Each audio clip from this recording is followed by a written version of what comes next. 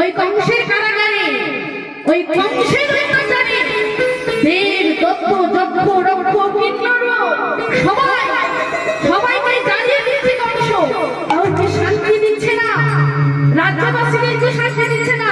সবাই শুধু ভগবানকে ডাকছে, হে ভগবান, হে দয়া, তুমি কবে আমাদেরকে রক্ষা করবে এই দুরাচারের হাত থেকে?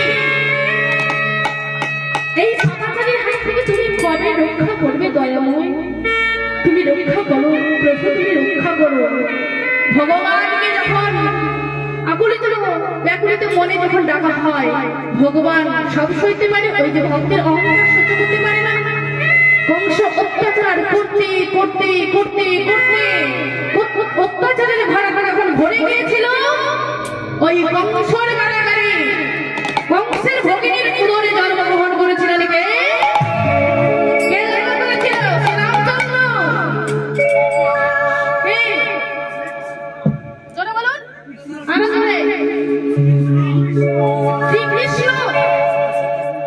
আপনাদের কথায় মেনে গেলাম, শ্রীকৃষ্ণ জন্মগ্রহণ করেছিলেন। ওই কংসের কারাগারে যখন কৃষ্ণচন্দ্র জন্মগ্রহণ করেছিলেন, ভগবান দৈববাণী করে বলেছিলেন, পিতা তুমি আমার মস্তকের উপরে নাও, আর মস্তকের উপরে নিয়ে আমাকে যমুনা পার করে ওই নন্দালয়ে নন্দ ভবনে তুমি রেখে এসো। পিতা বসুদেব বলছে, আমি তোমায় কেমন করে নেব গো? আমার সর্বস্ব অঙ্গটা যে শিখল দিয়ে বাঁধা, আমায় যে প্রহরী হচ্ছে, গেট লাগানো আছে, আমি কেমন করে বাহিরে যাবো বলো? ভগবান দৈববাণী করে বলছে, পিতা তুমি আমার মস্তকে নাও, তোমার অঙ্গের শিখল গুলো খুলে যাবে, কারাগার খুলে যাবে, আর প্রহরীরা অচৈতন্য হয়ে পড়ে যাবে।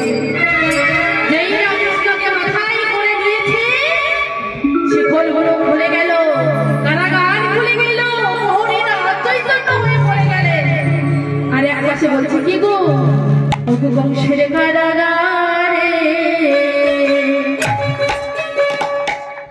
মা দৈব কিরোদারে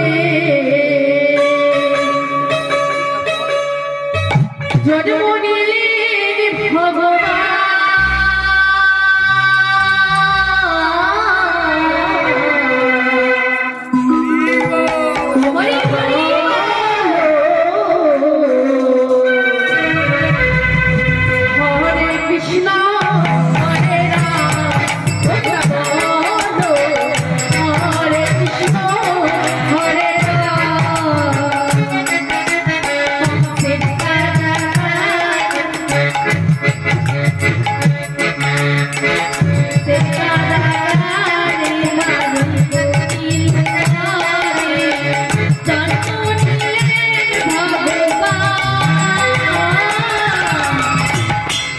তোমরা বলো হরে কৃষ্ণ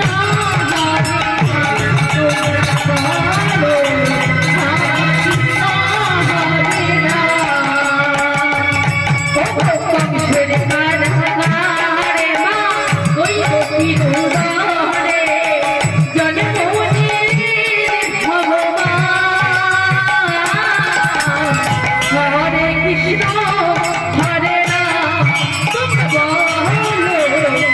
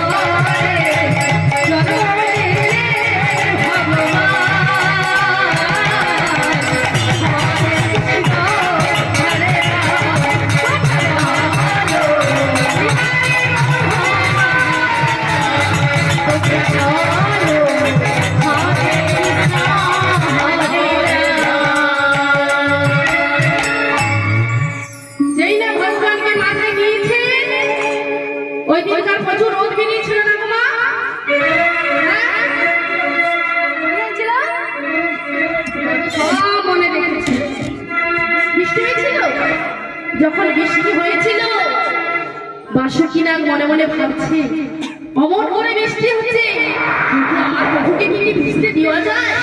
না না না, আমি আমার প্রভুকে ভিজতে দেব না। আজকে আমার প্রভুকে আমি চিন্তারূপী আমার ঘোড়া দিয়ে আমি প্রভুকে রক্ষা করবো। এই বলে বাসুকিনাগ মনের